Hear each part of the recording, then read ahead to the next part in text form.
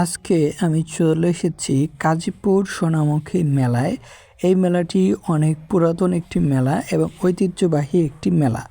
তো শুরুতেই যে অংশগুলো দেখতে পাচ্ছেন এগুলো হচ্ছে ওই বাজারের একটা অংশ এবং মেলাটি আরেকটু ভেতরে। এই রাস্তাটি থেকেই মূলত মেলার শুরু হয়েছে।